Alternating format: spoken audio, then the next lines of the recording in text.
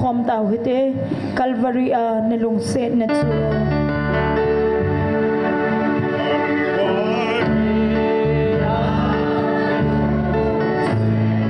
san so loi hen lei se lagam dina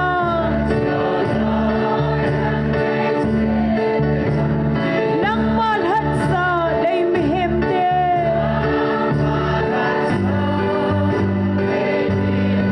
hina sab se la lengo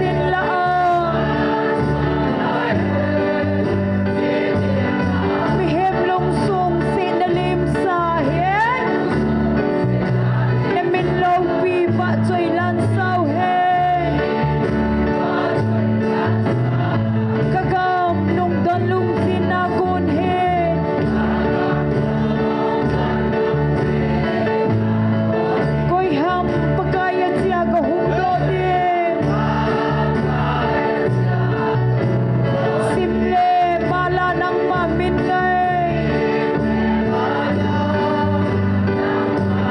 kithopi dik tang umlaw he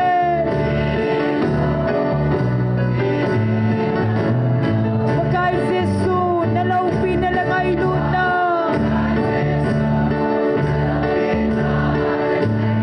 thang soloy he sidin laan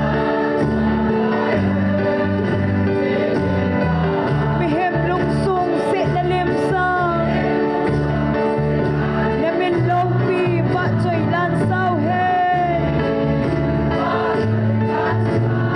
lấy xe tròn xịn hi mây pi bằng nghe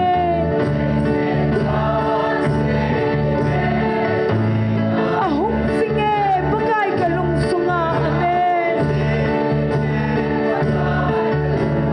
hin xem ho in vạn mây cung chuồn amen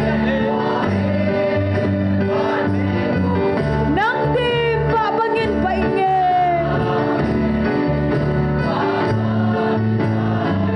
Pagkay Jesu nalaw pinalangay luna thang soloy hen sidin laan mihem lungsung si nalim sa namin law pi pa choy lan sao hen amen kakape pagkay nakamngayin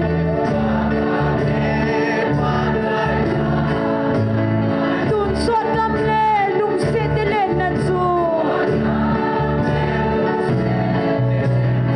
Idi le lung don le hamna amen Bela min hilong mahulde Pagkay Jesu nalaw pinalangay luna amen hallelujah thang soloy hen sidin laan mihem lungsung si nalim sa namin law pi pa choy lan sao he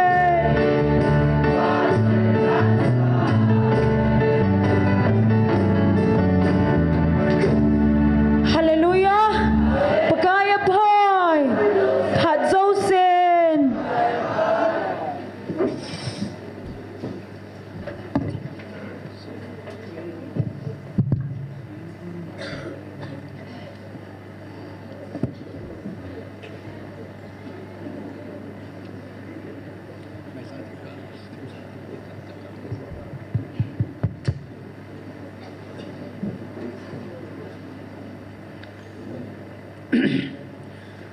online na hong paho hian lang chule lai muna amuna hong ki khom pi ho zo se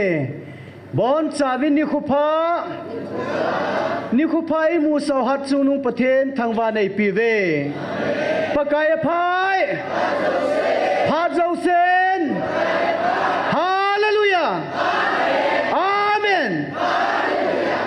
amen tu ni ke man chan diu cham chan phung dong ka te Taona lam kai pi deu tu ni pastor thang ne hung hiding hin pathin wa choila sadinga hung ki gong he nunga awa si nunga chingno pa ngamlal amo cheng he tu na pathin wa choila sadinga hung ki gong hin amo jong bon chawa gon sanam divin kan het sein taunai tem masanga he kan tol chai dinga hitai chen ten bible chang khalani hin sim do inge Zephaniah bung thum chang som la segile som la ko hin siminge pakai na pathen chu na lai lunga apan san gal hat ta in ahin gal na zo sa ji hi je na chunga thanom ta ki pa ading ahin na lung se na na tha sim ding a hi othong je zwa la asa na chai sang ding a hi som la ko na nehin vetan hitabang phat ting hile na bolgan theizo se ka bolgima elbai zo se jong ka hu hing so keza mi deilo ho zo se ka khop khom ding a hi ama ho hi aza cha na zo se jong wa chaina zenga ka khel do pi ding leisit pumpi chunga hi min thanga ka koiding a hi ve athu thing sim do naw pathin phathei bu piu hanlang tu ne taw khom na dia wa hen ama sapenen ei ma che inikil han thing ta ding uta sanawmin tun tauna ni gel do ki devin ama sapenen al hachateni evangelist teni jong tauna na gel do kinutin gol hang nek robat jong taunan gel do hitin chule Dr. Hagin jong tulahi lekha abui pile adam lo abui pile lalma majeng ba jong pathinin dam na le hat na pia zo na jong pi na din taw na nei piute pu ps jong pakai mi pa pathin mi pa jong pathinin ama jong dam na le hansan na apia lunggel thim thena vai hom thim thena pi na din taw na nei piuten chule ei ho ku kicha te adinga zalian gal sat inam gol ho zo seding in zong tu ne velen taw na nei kinute barmagama zalian gar san ho zong tu ne chanin pathinin han san na pivin hang san tan pang jingwen he chijen pathin he ke pa thu seutin taw na anigel do kin huiten athum da chun muntinal hagau mei ti ho more elang helang delhi lang helang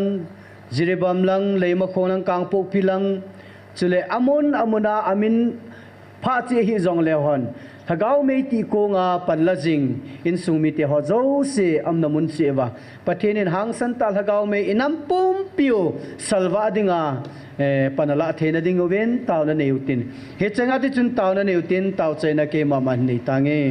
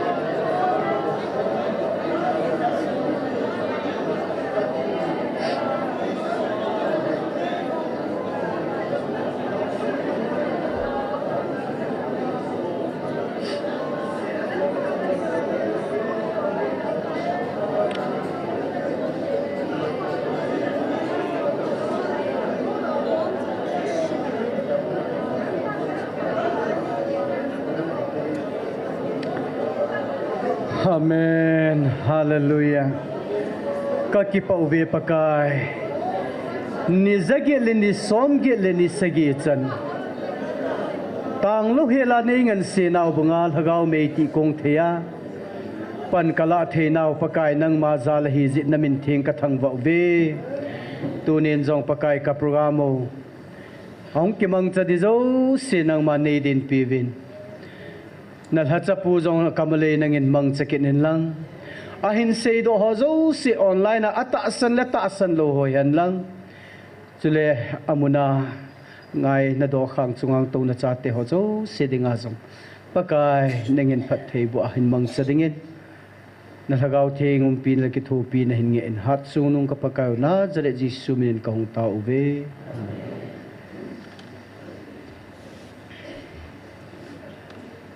Pathin va choi la sadingin akhat na hin nunga va si hung hin ten chule ani na hin zui pe dingin nunga chingno hung hin ten athum na hin sajom pe pe dingin pa ngamlal amho cheng pathin va choi la sadingin phat ane pitaw te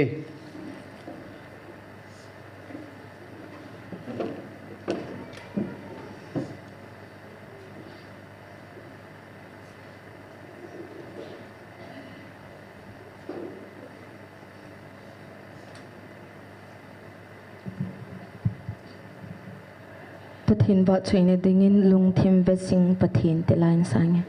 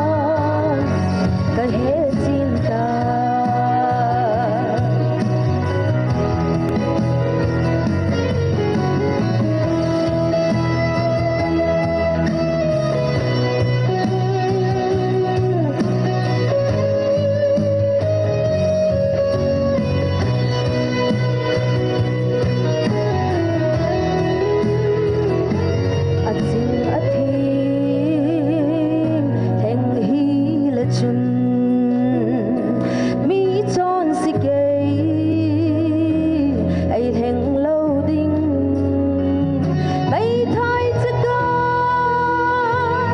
hai sáng sinh ba các kỳ bà eo lấy ngay lụt hi cây mò cái ta dám dám sinh tin là các bạn đã nung cả mà ai kêu tân xin ai hối đừng nghe chọn sự tuôn vàng cái hết xin cả cây mò cái ta dám dám sinh tin là các bạn đã nung cả mà ai kêu tân xin ai hối đừng nghe chọn sự tuôn vàng cái hết xin cả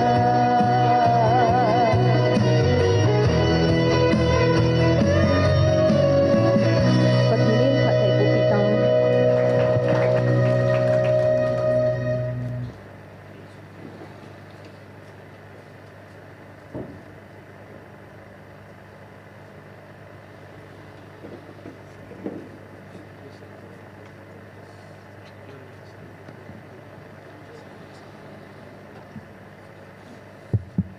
Pathin vợ cho na dingin pakai tutip aku hong gam tai tilahin sange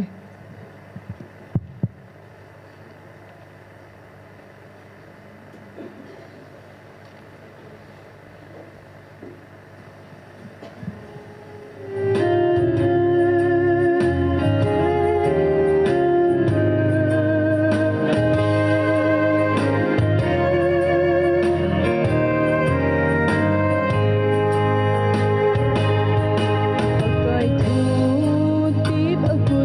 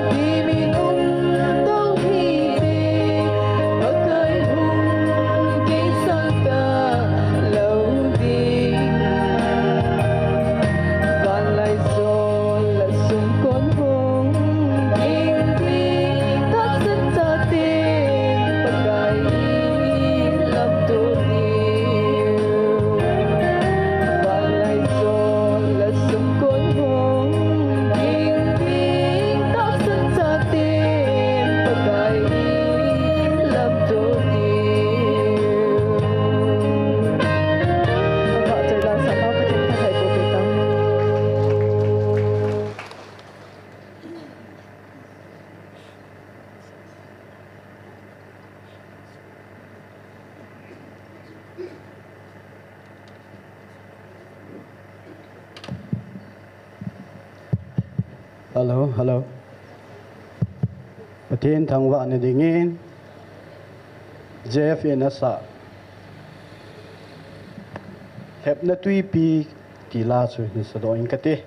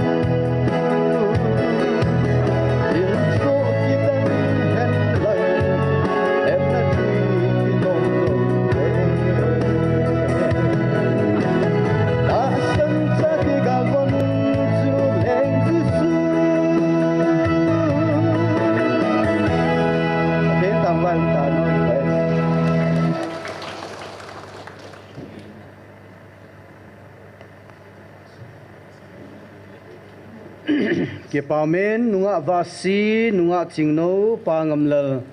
pathin wa chaila ngai ta ta in sa pi ven amho chunga pathin ithang wa vin amho zalin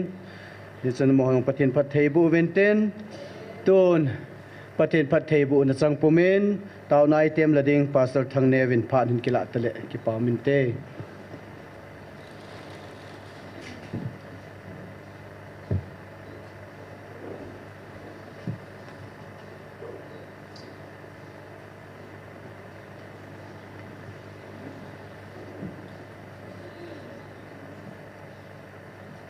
ฮาเลลูยาอาเมนฮาเลลูยาฮาเลลูยาอาเมนปัทฮีนินมิเทโลเมย์ทากาวเมย์ตุนสอดาอินัมปิวเลวานุยสัลวาดิงาเฮจิลทากาวเมย์ตุนีชนะนิโคจะกิลสอมกิลสกิจันติขอมเทียตุนิชันไอปุยทงเปาอับเวลเวลินเปาปฏินทางบานสังปินิเปเวฮาเลลูยาอาเมนเก็บปามมองอินปฏินไอปุยนาวฮีอิสราเอลเตจูตาซาอิสราเอลไอเซเวนซุนตาซาอันปุยินตาซาตันกาลซาดวินตาซาเมย์กุงินเมย์ลมินอันปุยินตาใส่อินกำโจเซนซูนวินตาใส่เลี้ยงโจสิตอนิกิดวินตาใส่จงกาลโจนกิดังตาปฏินาเปียนไอฮอวังฮิตาบังสเนยปุยโปวินฮักาวอิสราเอลเตฮิเซวินปากายินฮักาวินไอปุยุนอาโออินอากำสังเนยโฮปีวินอีเมลมาวันที่กิโลที่ละเลงฮักเอาบุหัวโจสีอีเก่งจุดพาวินัยกวยปีวินนิสินฮิจิลฮักเอาไม่ฮีมิดโลเฮลินมิดลิปุมินิติกงซิงวินตัวนี้ชนะปากายในปุยนาวเดดินตัวนี้ปัทหินละท่าจงไอปีวินลาอินจงปัทหินไอปุยเวฮาเลลูยาทุกกิวไอปุยโอยปุยฮักเอากิวไอปุยโอยปุยตัวนี้ปัทหินอัลลัดเชงหอจังฮีบัดนายลาอินปุยโอยนหอจังฮีอันนุ่มมองตาฮาเลลูยามาสเปนเป็นอปากายลามาสเปนชิกันเทลุงดอนนักมาตินนะอิเชนนาวกำเลยเสียทีกันเทลุงดอนนักอันฮิบเวนอิตาบังกำฮัมอิตาบังเลงกำฮัมกิดาวกินากินีลกันเทน่าลุงดอนนักมาหินมิลลีอีกานาวกำอันฮิบเวนอาหินเดียน้ำกันเทเลียงไว้ที่อินฮิบเวนปากายินเกมันปะสาตังเยตินเอวิลตาเวนเฮฮาเลลูยาน้ำนุยนงเตชโ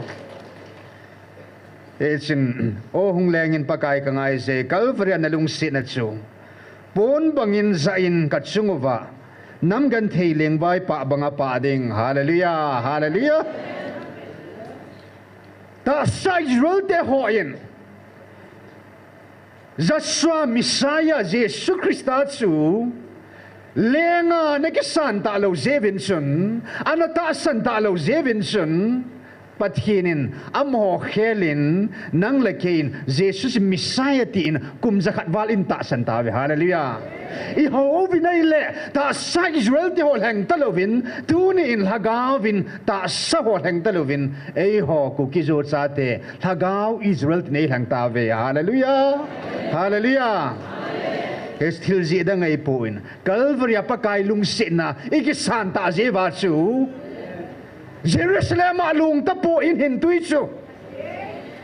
GMFDI มุนเทียงอ่ะกูกิจวนน้ำพิอาดิงินกัลวารีนลุงดอหินตุยชูคริสต์ที่ฉันชูฮิลายมุนอาหงลุงตาในฮาเลลูยา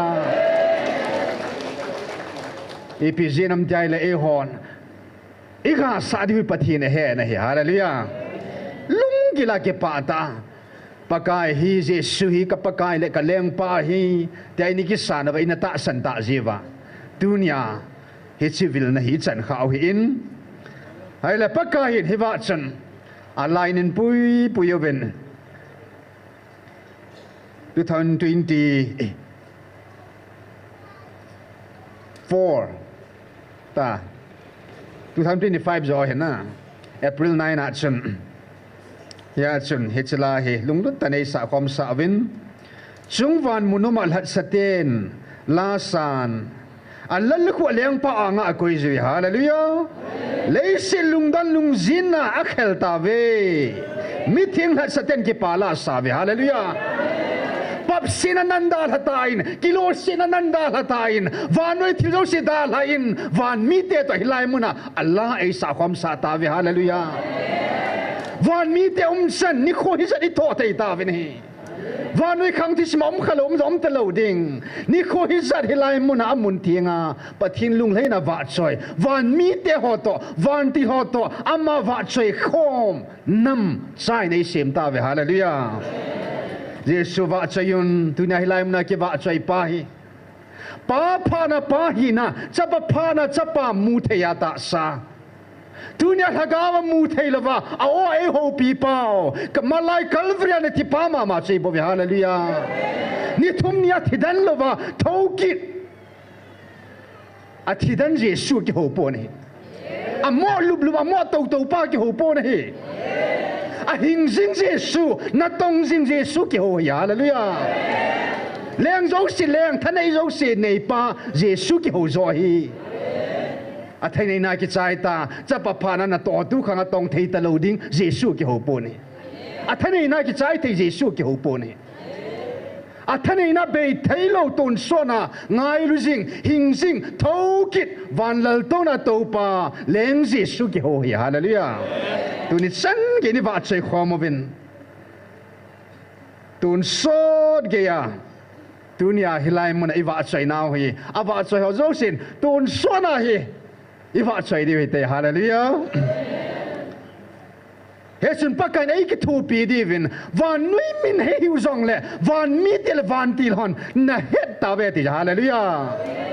ei ki thu pe pan pi de in sol pi vin ba chen pakain ei vil now hitabang hum khaloi je chun koi manama tuma lo pi ta wa akam chang haga wa bil lo je chun koi mana tuma van til ho pi dan lo je chun pakain van til zo sing khet tum nei po in van til pi pu michael van til ei pe hallelujah Gabriel van til het to sa ding ei sol pi ve chirup van til now dan ei don di ei veng di ei pe ta ve nei Seraphim te ho ma wa chai khom ding avan til thing zo si zen le van til ho khat sa it chalo bit ei peta ve nahi alo pi besen pakain dunia leng David sapang cha hilaya golait masanga anunga van til Michael adin sa bangin hilai mun the hi pakain atun sora ding mun thing ni ei phun do pita ve mun nga Michael van til nga mun sa san tu ni san ki nei din pi vi nahi inong ba Michael van til 18 pi sa jing oven ipu mo si chunga na koi thanei na chu ei ho nam chunga koi ta nahi hallelujah alo pita hallelujah hallelujah ei ho ding sei ding da po nahi kinil rong ngai poi pathin ei vil now hi alo pita hallelujah ata san lo yo si alo pita hallelujah pathin thir sim zula water ngai yuvin alo pita hallelujah alo pi mo mo ngai ni la kan ngai yuvin ni pil ha pino ya ei ki bo na no na bengam po vin ai ahin tu ni pathin ei vil now hi alo pita hallelujah pathin gala kun gala sat pi vin ei mati chan gala ngai po nei pathin hallelujah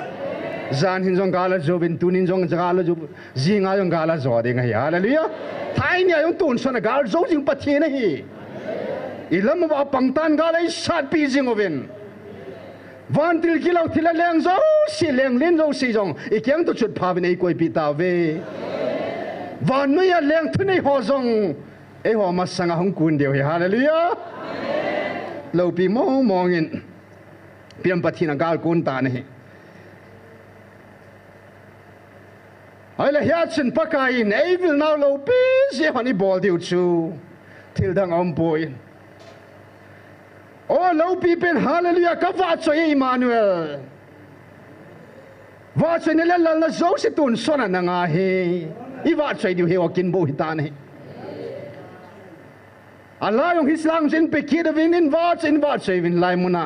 hallelujah hallelujah hallelujah hallelujah hallelujah amen ti ben ati na hallelujah iwa choi chim ta povin zani khat vinin nung penin pathinin van gam me hodinga god sahidan van mite tailen khom te diu ang sunga tun son mun sang di momong hi ve ti phun do na in pakain chung van gama kain god saum hallelujah thang nyao mang ding hi kata samang di kalagaw ba mang talo ding hi hallelujah meeting pol to ka tu khom ding hi van meeting te to kom khom ne hi ta ni ipijenam damun sikia ding asimay da po ni Tikhol kula ko na pakain siol kama ko na kalagaw mang sai hudo pitay hallelujah kipana ta lunggel pakain ay piu tun sot hinna lagaw ay piu kalwal kipana ding umpo ni ipijenam pakain ay hodingin mun asim ta ni ay hodingin van mun huay tain palibin pathin ay simpi ta ni hits mun lo dinga so pathinin tunia hilai munai awal hagawa e hungko ba ko no ka za ka ta sana anung ka zuya tuni chan gel hagaw me ka tia amun thing chan ge ya dinga pathinin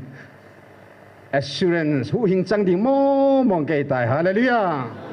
I so ke ve ipijenam tila tunin itauna itsim ni ko mo omin ilhadai ni ko om nain e ho ila sin yu jong me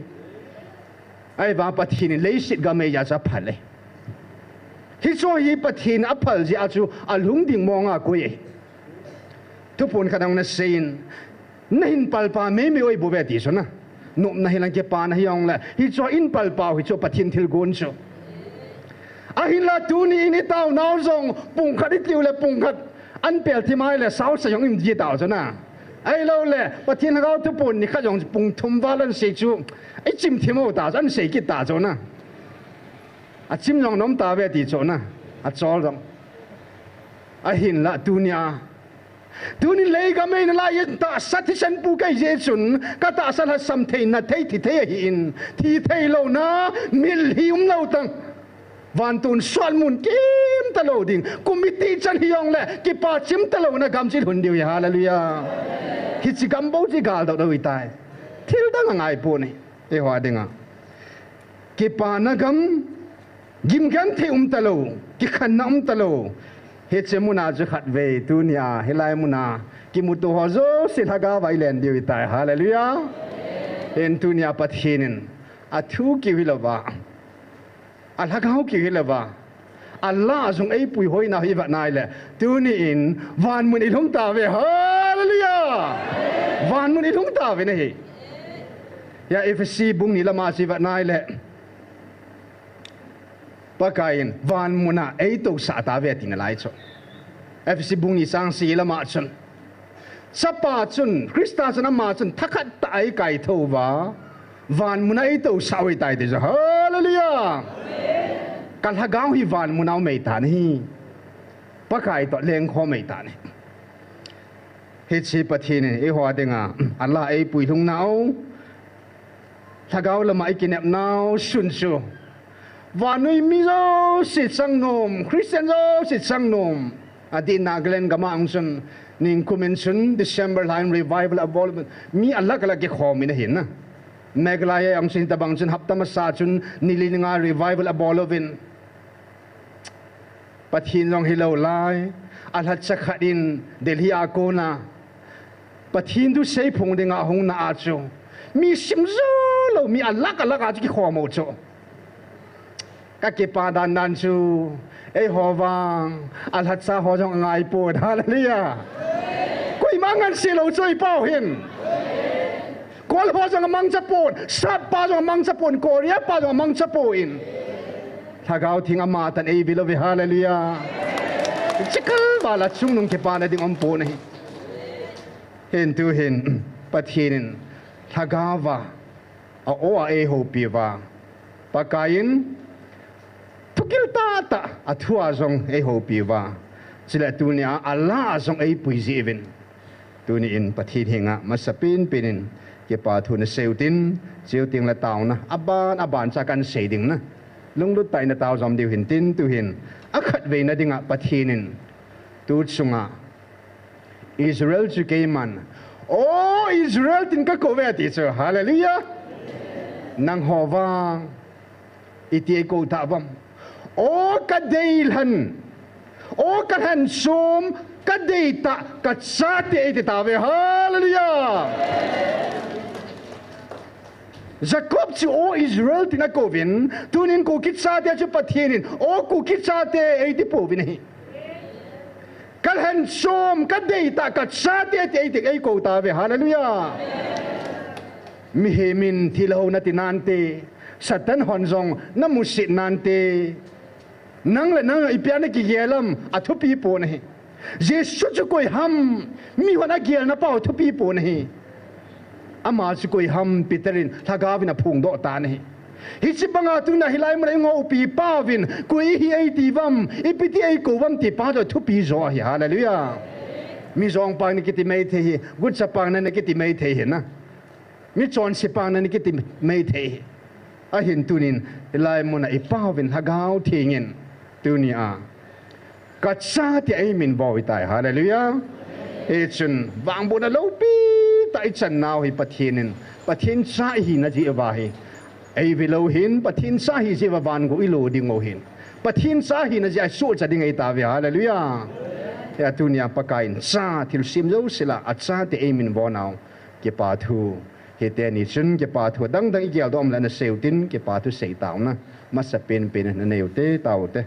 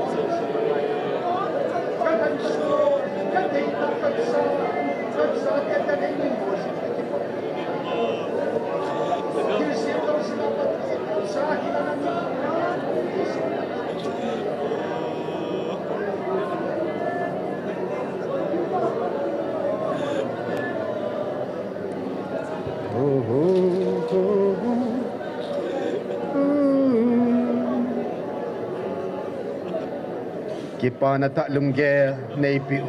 ka kipa ve paka le sit mi te na pe thei lo sum la pai nyang pe thei lo o van kipa na tun sot hin na jesu nang nei pe ta zem na min theng ka thang wa ve nei ka kipa na lom lom ve paka alo pi ta hallelujah ti kalwading seding ka nei pu ve nei na panalom lo me ti kalwa seding ka hepo be nei paka nakidang mo nge ti kalwa seding ka hepo be nei vil now lo pi ta tu pha na ka chan na ho hi tu nia hagawa ngai lut na ka vil na khang ti hi chi khang mang thaya nei koi zeb na min theng ka thang ba ben ka tu ka cha te sang wang ham phajo a hing lai changa no nei za sa hallelujah na mi thing pol banga pathin no nei za sa na min theng ka thang ba ben tun e ho banga alhaga hu hing nai lo o za thei lo pathinin inam pum pi ki dan ham lo hela van gam ama ko mi hundu pathina tuk pi pe nei bo ve so pite Hagao Israel del hagao va evil lo now so hagao mang tham lo hela isu chat na ding va evil lo hin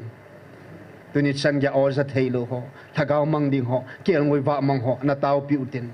iga hu do zo thei na ding vin jong pathina korin han san na hagao gal izo thei na ding o ngai lut gal van ke thom so ke utin nam pya ding tau ke do te hagao mang thai ding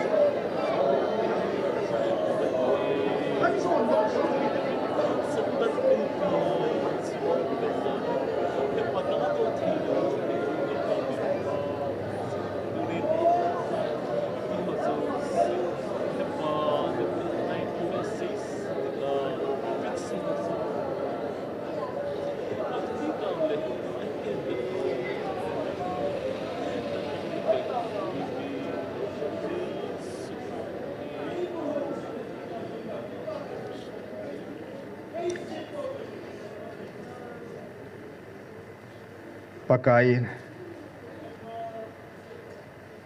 rumung somsang somdanina achun meeting polen an sei son kin kui hile pakai mina tau chan su hu hinga omding he ati ne tunia itauna wa kuna thagau mang thai tam ta ke manding hi khang som sungai tu cha te ben pathian don diu e tai mun thieng jong hin tun do diu ne nai hallelujah tuni in pathin ingan se nau hi so betel hadai thi pu be pathin ingan se nau de da pakain akong oza thagawa sathau anu ho talan a pi ho give a pi ho zo se abula ko na na sang ho hian lang atha pi lang koi hitiang pathin ilai pathin khut thinga ko na thilpi ne ki san ho la pakain thagawa sathau anu ho zo sin pathin ngan sin abanga pathin thupi thagaw mang amat thei so ke na ding oven thagaw mang hu do thei so ke na ding oven pathin aman cha so ke na ding tau pi ki do te tun so pete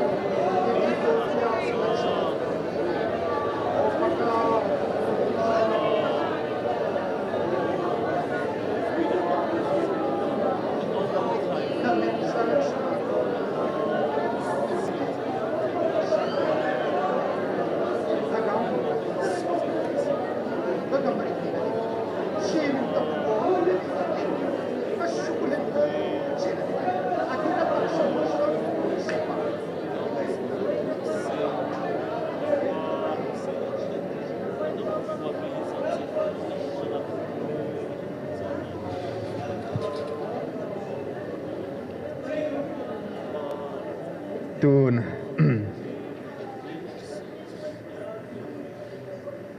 ito na muna ba kunin mitsing pumpumen na ana dingaw tin tutsung pathinin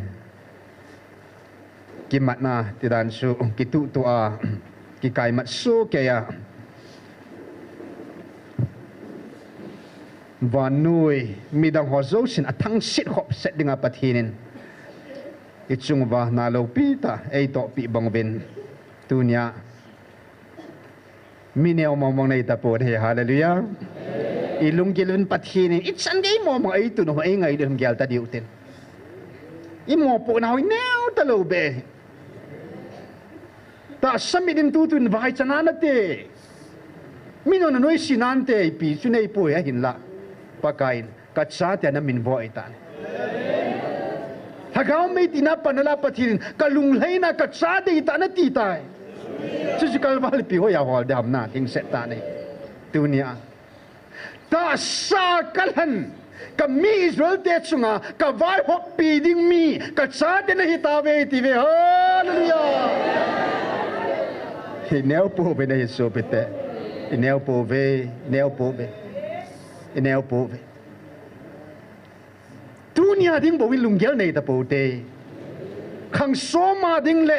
tun swat chan gya ding gel tau te asau ding thagao mi ten lung tan zet zet din lunggel ki nei po nei khang som chana ding a ilungo i chol sa ngai atun sona ding a hing ding te chun lungning ta i mo ngai nei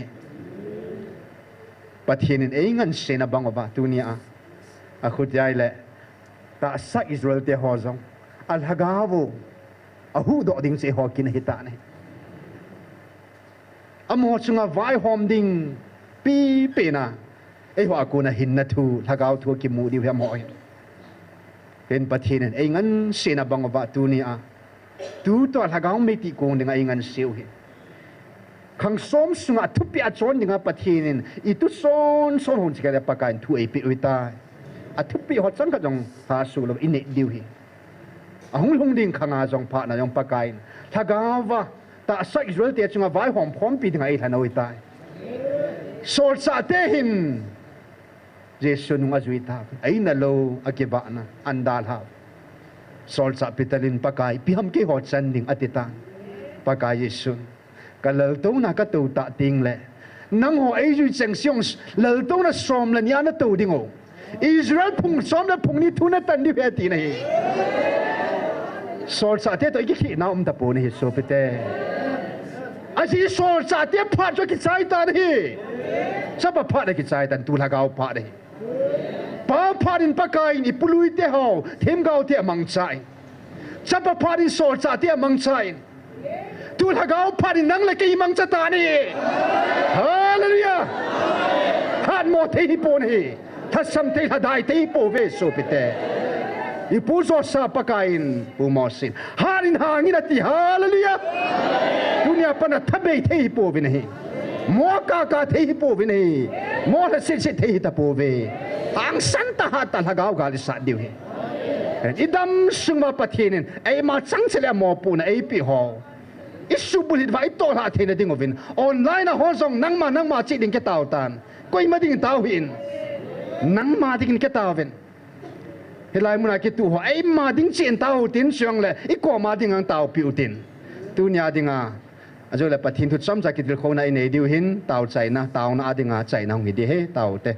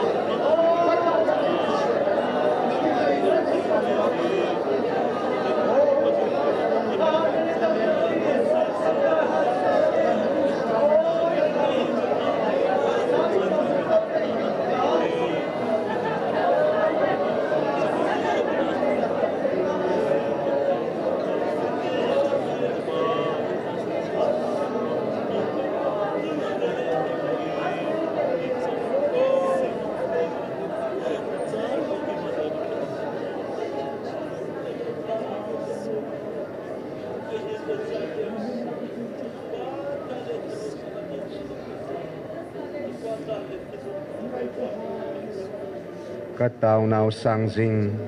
pakai pathi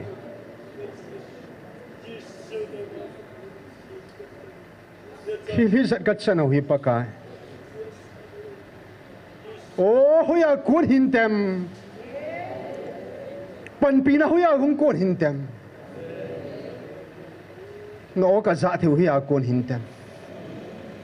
koi madanga kun hei po van lal to na to pa ngai lut na alung sunga ngai lut na kun he ti ka he bin na min thing ka thang ai lut na buling se nai ngai lu pathe nang ka ne pa ka nampi mặt sa ka bol kha onom pui ka phat nang sei ding khat sang onom pui a hin nang ma hing jing pathin ha chunung pathin pathina kan ho kha hi ka bol kha ve hallelujah mei lei te banga milim ho kei po ve siva ko bul ho kei po ve kol te banga ku ki zo cha te wang pa pha na El Shaddai, Jehovah, anaki pong pati haude kaive. Sa papada mihe mata sa. Ati sana yung ladpaw na joji su haude kaive. Dunia tagaw pana hinglay tsanga, tagaw ahopi, tagaw ting pati haude kaive. Hallelujah. Nang kaho kaw ya hing senin hi paka. Nangako na ngailu na katsano ya ling senin hi. Kelzo se na ngailu na bang ako na hinaminting katang bawe. Ngailu na naibilawhin. Ngailu na no na izasa zingawhin. Ngailu na ka na mo na tunding tase na minting katang bawe pa. Hallelujah. Hallelujah. Leia zanggo loading. Vana zanggo loading. Go loading sa nei sim ta sim ka ki pa ve pa ka ki pa ove tu ni na lat sa ten na meeting ten na town hon tha gaung mei ti dinga nangan se dong zuya meeting pol jang pakai nangin zan khat bin na sei ta milung kho hen milung thing jong hen ati ke ma dinga thinga ma pan ning ka het se ke man kal la dai hen ati ni Hagao mei ti dinga nei han ta sem na min theng ka thang ba he pa satan kulpi jo sikat su chi mo ba pakai na mina mil hi puma hagao mei ka ti ko ngova kanam sungwa hagao gal ka zo ka sevin pa pathin mi ngai lutna pakai Jesu Krista milung sit na le hagao thing ki thu pi na chu tu le ton sot chin ami thing te chunga acha te chunga achung chia jing jing ta hen amen ki che bayo ten kan ngai lut jing ding na he ti ke do te pathin ei hilo hin dan pha pen na ana to te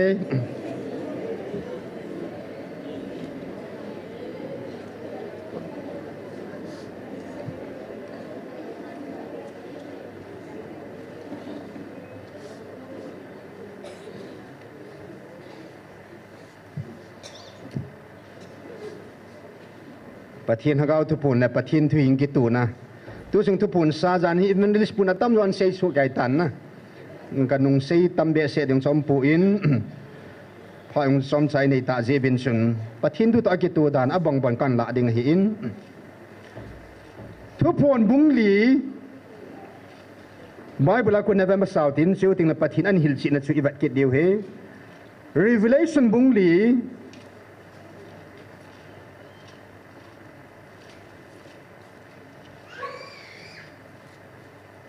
sang ni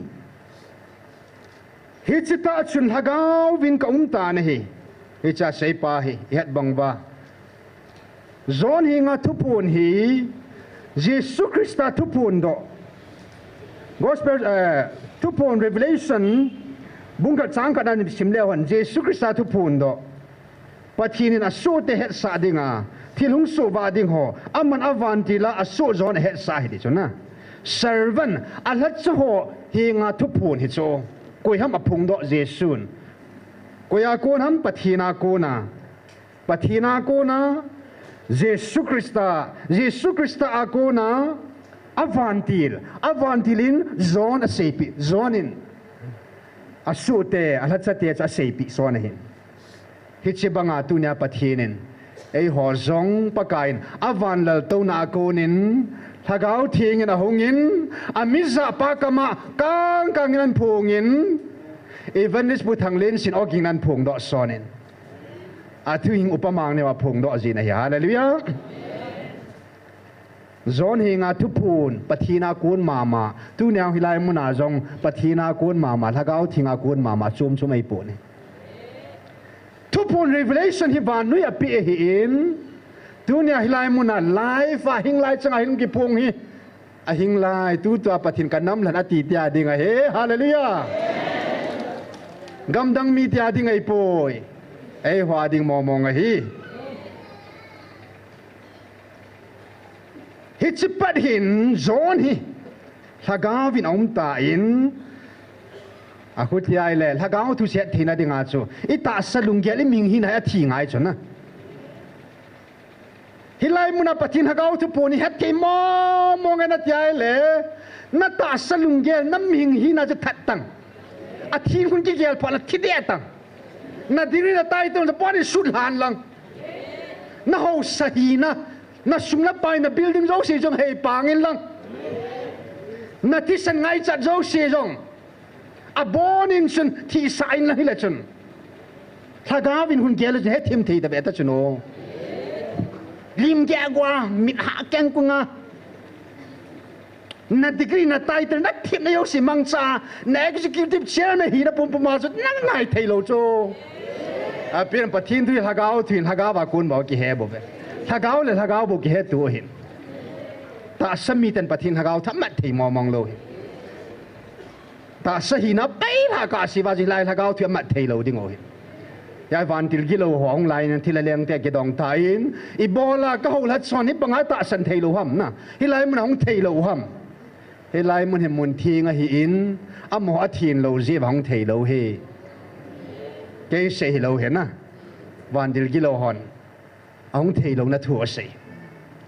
bắt thiên số thiên hiền tiền, ít thiên lâu vai lại cái một thầy lâu cho, thiên là tế là bên bắt thiên cái một thầy bộ này à, là lưu á, bắt thiên thiên sát bộ chum, à hiện hiện, thà cá bên ông ta in, à ta sa yung thiên sa lung sinh yung thiên sa, thà cá ông thiên sai na lại, ta sa hình na lại so, zon hi, cái chỉ phát lại, ai vàng chỉ bắt tay mà hi, à ta sa thà cá cái khăn tay tiêu thagawin om ta in thagaw om pana thagaw bu om pana chu ama hi ipi amutam wana lal to na khara ki don chile hi chi lal to na chun mi khara to ve hallelujah ato pa chu alopina sayin jasper sung sardin sung abangin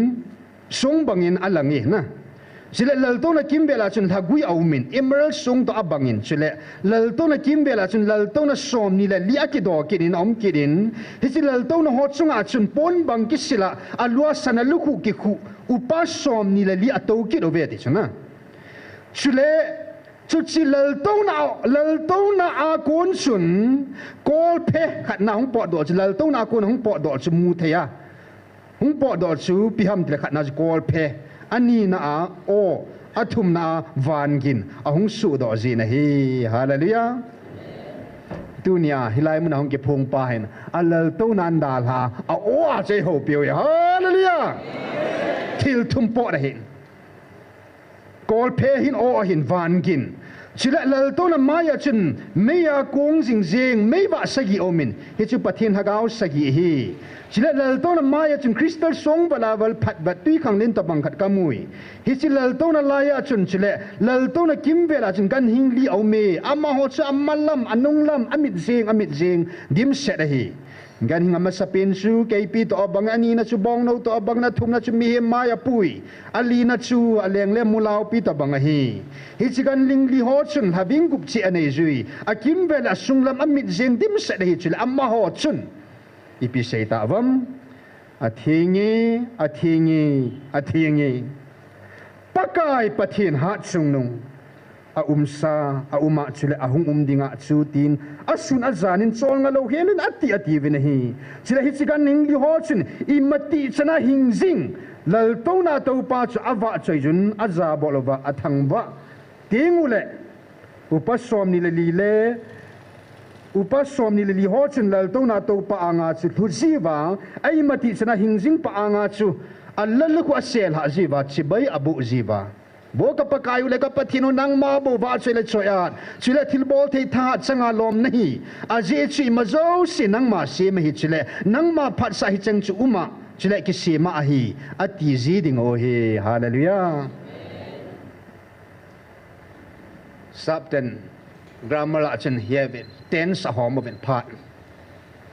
past present future hong lung ding achi sa tu khunung ding tin part an hom tu ta he chi part thu mana tong pa chu koi ham tai le pakai pathin ha chung nunga he hallelujah pa na chun Jehovah tin an ko ve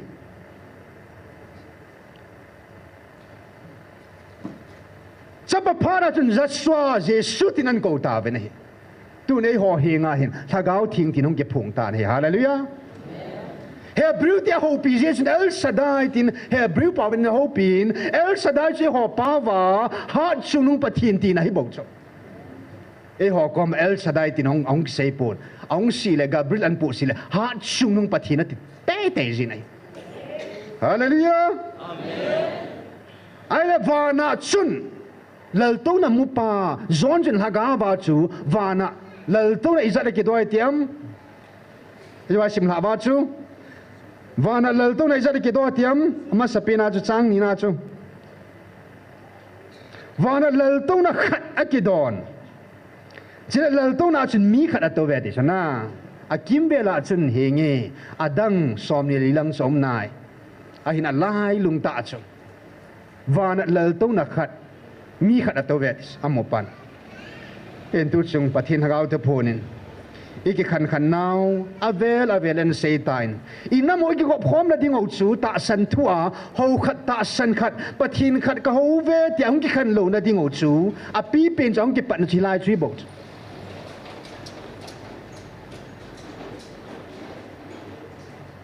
pa achuma chapa achuma hagau thing achuma Jesu achoma Jehovah achoma Adonai achom hi sadingo achuma ine koi jeva chu iki khano hin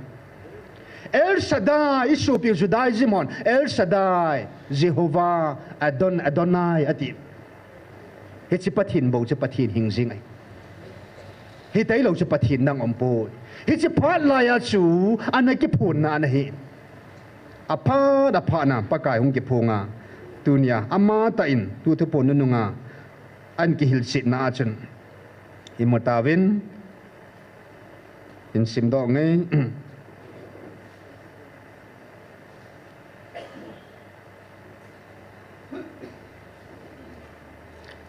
be la pom lo na dinga ama kam sang ta asukan sim ding hintin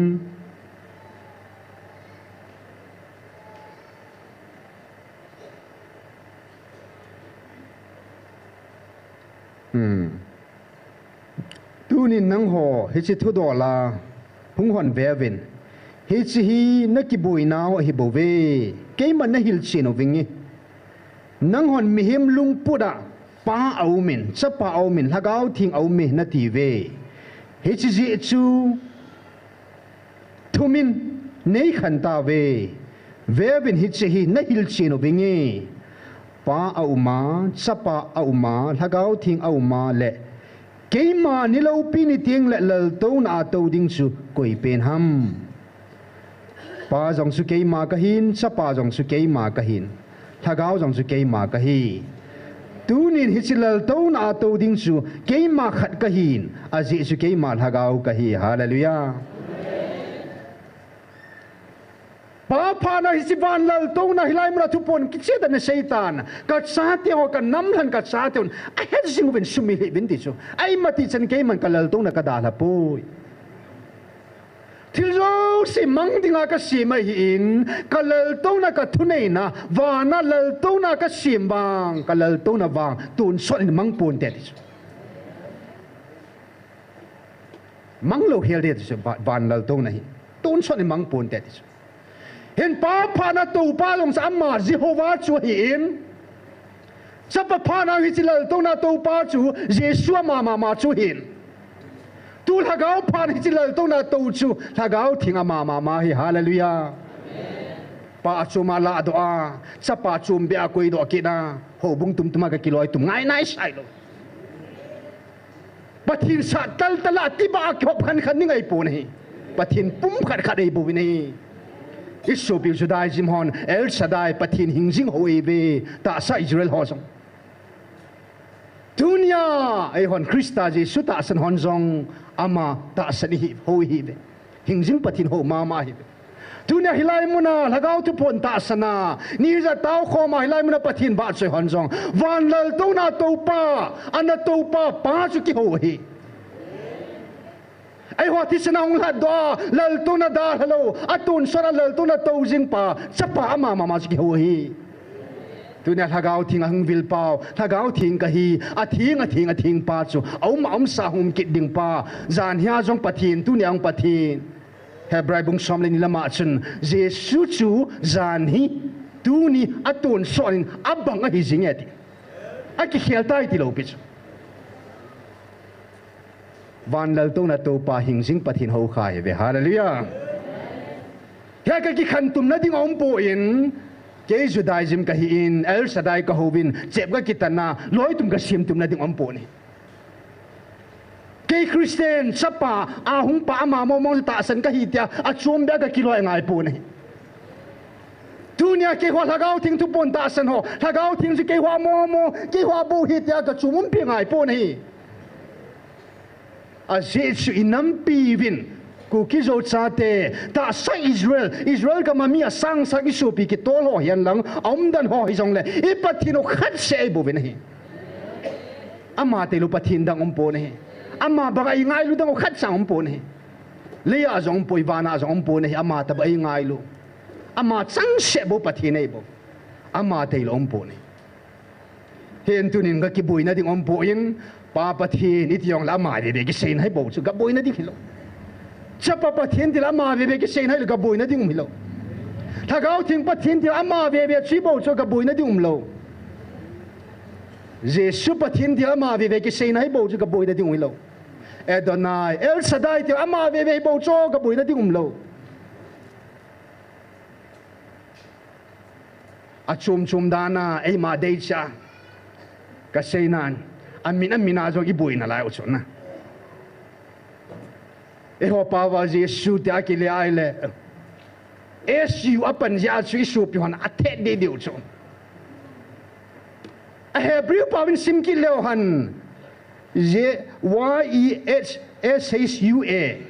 Yeshua SHU pang to cho Ipiam ka pan zia chu tun bang mei lei pa sim ding ile gospel zon bung khat sang atila thu ma hi tilai ta mei lei pa sei di le ngai ngam talo pi chala pau zo se pathieni na amma ma ding a sim su ke bo ben na ipi min bo jong le on thu pi po in pa kai na sei tai ke ding Abraham jong su mo si ka te thei mo si jong Abraham ka te the ti chu a thu pi pin chu kat sa ai thu ve kat sa ai cái đừng thắc khát ấy bố bé tí mi dâu tên Giêsu tin tế hòn Giêsu tiêu tin Hebrew tên Joshua tiêu tin Joshua tiêu tin ipipin min bo zong le aga ki seya ki ko pa ko ham atisana hung la pau chu ki sei na hi pot le hi jiang hi ai chua chu achanga za jana ki kai le a ka ki khan na dum lo hi le ya tu ni a point khat na a Yesu kan sei no mentin ani na a chun tu chunga pakain soul a ko thuan satan na as kai wang chen pathi ni koi pam kadin an sei ji na man pathin wang ching mo ngai ti cho ni kadin pathin he chi dan hong ching mo wang cho pathi ni ati a pathin tu man cha mo ka tha nom ji cho yong hi ko piket na duplicate ki thanom thau ji cho ka thanom na pin ta khat ko athu hing pathin athu aman sa dan huna ka thanom cho aman sa thim dan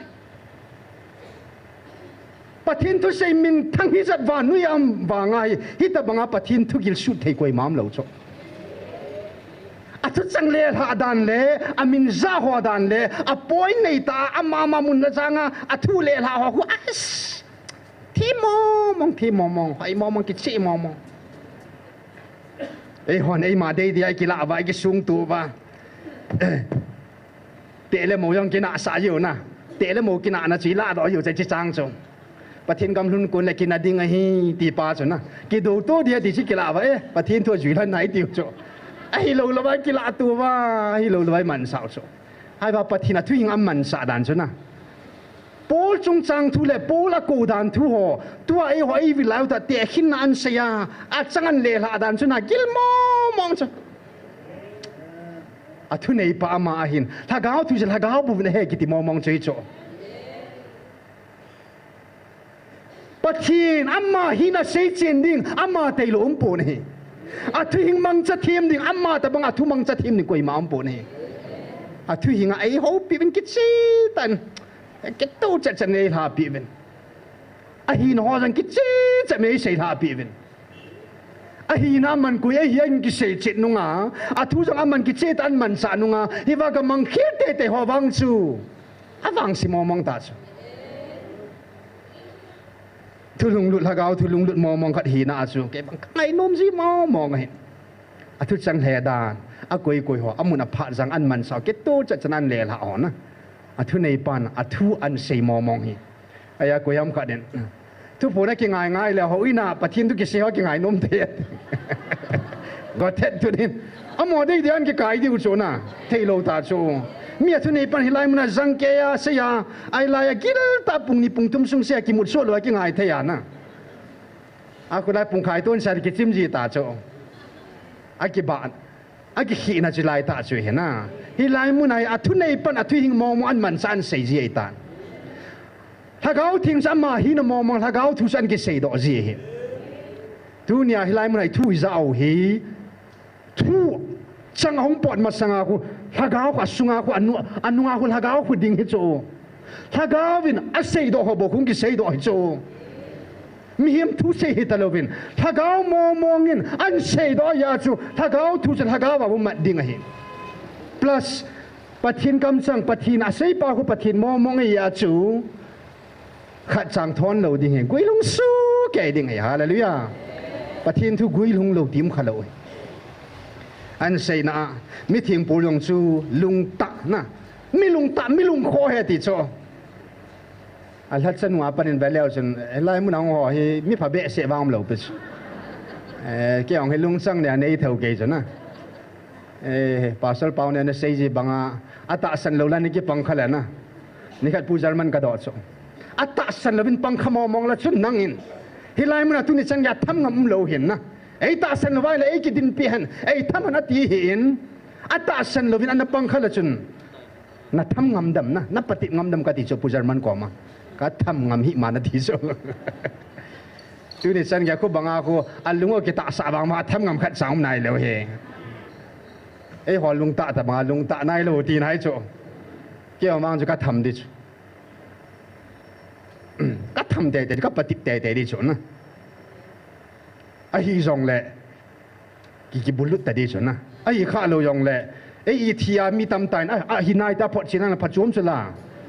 ai thi pan cái bằng dùng lệ mi tam ta hu hi ngam kít đi chỗ na đinh la ya bắt bắt lu riêng đi hết đi chỗ bát tiếp mong mong nuôi xì na na ki din ti pi mga hung ho chu a pek ta na ding lai lu jing de hatis ai ba pathin ngai lut pathi na hin na hi ta bang osal hun lo na ding a jong hi chan ge ya din pi te ngam na ding lung chang nei khat chang inam sung ba om nai pu ne ya hallelujah pathin thil gon ma ma hai bo cho cho yong chu ya tu ni a pa kain ka ding in thingam min pang nan te ti je wa he e ho chang se hi cái xây dựng họ bằng cái cổ masat cái lần masat này bảo vệ thì bảo chu này là cái lệ sa hiện tăng alung ta cha chan cổ masat thì bảo chu mà alung khó cha cha ai bằng alung thiêng cha cha giờ chỉ tin ping am su cái điều là na thiêng am mai lo mi thiêng Paul bằng apa thiêng lung sung về pa này là nào ya hallelujah so lo hi ko ma san o ke za sa ma sat le ding do nan te namo hi ti je wa pathinen nampi khompi a songpi dinga pathin ei lan ma sar ya hallelujah ai thinga ma idin ngamo ngai o thinga ma na din ngam pa bo chan pot chin hai na lai de so na nung za mai la bang chen nang nang se lung kho lo nei de so lung ta lo he na zo na in hilai thu hin sim thang ka tin hin hab be be siam lo helin hoi tan ngai ven lang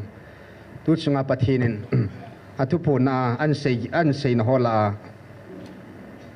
gilta khat chu hin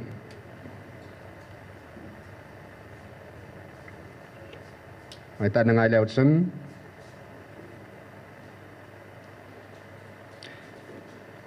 hechita sa ka vil ni khu azong hiti chun ke ma eina zuwin eina dovin ami te seina he ta sa Israel mi te hon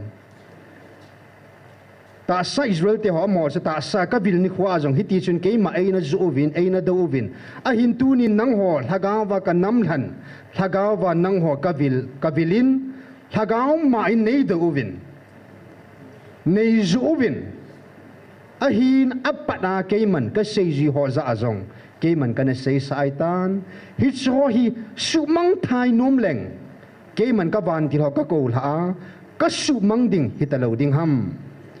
ahin hitya chu bol leng melma pa ke pa intin keima thilgun le ka to ding chu cha lo ding a hi hechi ji a chu keima eidowa keima eizu wangwin keima ta sain eizu ovin ta sain eido ove ahin keiman katto le kalung tup chu crossin vanoi gal ka zotai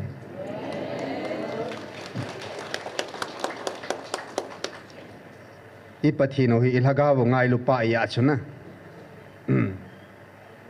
seiji hokoma ana sei masat banga chu pakai na an to hi in hi je thu to ke tu chat chun Peter chunga jong imuna be hiong le hilai sang bo kan than hin luk bung ku tha do ku ki pa hi ong chi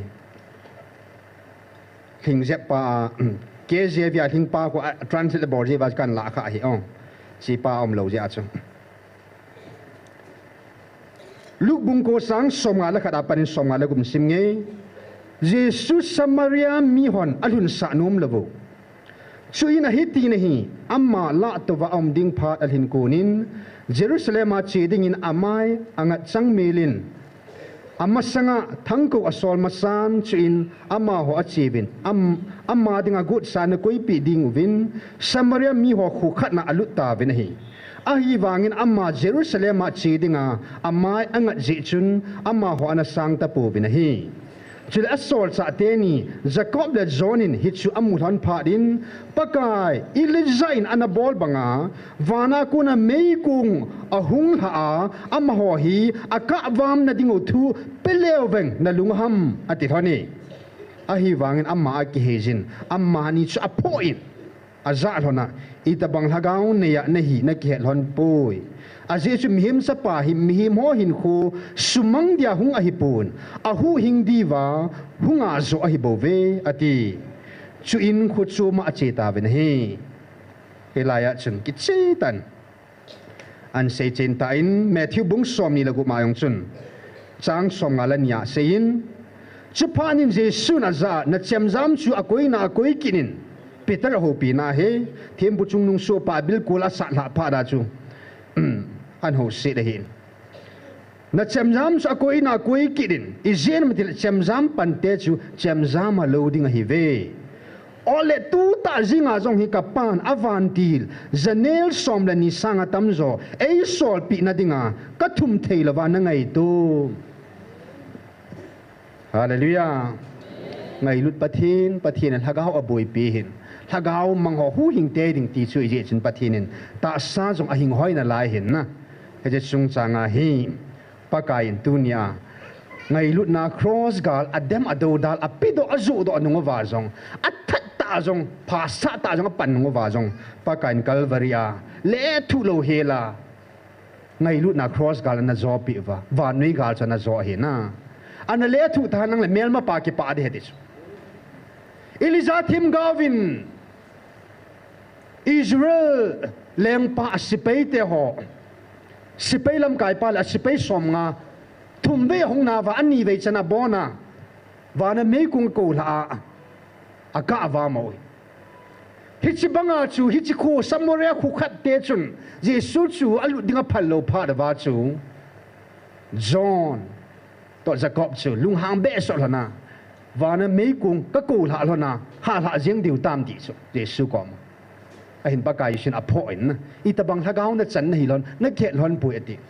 ya tu ni kwa e ho hi phula ding ei povin e hoi cham jam him lam ding te hi povin ngai lut na a cross gal pa kai na zo banga ngai lut na inam sungova gal zo ding te hi ve hallelujah ta isu pin li bing lang khat be ngong le e ho ni be lo ding ngo hina tu na ngai lut na inam sung ba thagau gal sa ding a pathin ei ko ui tai ya pathin am ho jang ngai lut be se ji asu ta san dem in do dan pang jong le pathin angai lut na mu sai tai na mấy thầy tần ní sunga su chỉ mình thà chỉ mình đừng agut te chỉ pathin gala anh hu hingai ta về tuần đêm màu rong này pathin ngày lu thâu thâu hiam ho rong na tu này họ đế sẽ chỉ pathin ngày lu mò mò tai van go lo ding na Israel te sunga ta san zara thaga vai hom phom pi ding al hanei tai i pau ngày lu om pho ke thu mo tin ngày lu na a i nam sungova isungova thagao gal ki boin ho zo sio hi ki le thu lo hela e hon ngày lu na cross gal hi Paka Yesu mina izo ding owi hallelujah ya chi pawin zan hin thanei na seita in tu ta ta zong hi bo diabol bo dragon tu ta ta zong hi ke ma sim na hi in na til kho pa zong ke ma sim hin na ke man hu ka pi hin tu ta ta na hin na hu ka la manga na lagaw chu ti khol khul si ol mona ka lut mo na ge lam ti eva pakai hungai sot he na thagau hu hing dinga hung ei ja chu tuina pathinin email ma ven asang som soma tha ding agu te pathinin thom sa man thu hiloven na azawal be ma pathinin tunia hi ei thi sa awata sa alak alaga pathin ei hoi da mo ya hallelujah tunia thagau ven ei hon hinai ki mu ta isu pitena monai po amu thena ding oba tunia ei ho ikino tu kum sunga ngai lut na thagau gar sa jom ding hi vin tu hap ta sunga jong ngai lu na ta ina sa jom diu hin tin e chu a zo na a pathin thua e ho pi naw kan sim do kan sei do hin tin tu nia ding in pha do chai na ke man hin nei tang ka tin nge la le la cha ho chi la thang nu ho chu yong kai ma ko yong la ki ngai to mai le hung thei he even is pu thang len sein til khona thu sei ding a hin pung ku ma chana ki pan ding pung get la ge khan ji hin pung ni sung ki mang cha ji he a hung nom nom ja hung thei hi ti to chun kan sei tha kit hin tin taw zo na nei tangi ka ki pa ove pa nalal to na dal ha zia namun thinga mun noi nunga na cha de nei hung bil zala bin ka ki pa ove tawn me mit sa hi bin na thu pi ho ti zom thia nei koi zala bin zong ka ki pa ove na lung heina wa chela sa bin ta ni sia na wa chela ka sa thei je bin ka ki pa na min thing ka thang ba ve tunia hagao me ka ti bang ba jinga jong ki lung tu ta ti khom ding in mimal in sung nam sung ho bung dam na nei pi su kaiven na hagao thinga tu ni chan hilai mun nei lut bang oven tu le tun sonin nam mun thing chan ge kaung hun ka seven na hagawin na kyal ngoi te ngai lut nei nei pui hoi nei kai hoi jing divin hagao thing na ki thu pi na thu min jesu men ka hong taw khom ove amen are merci man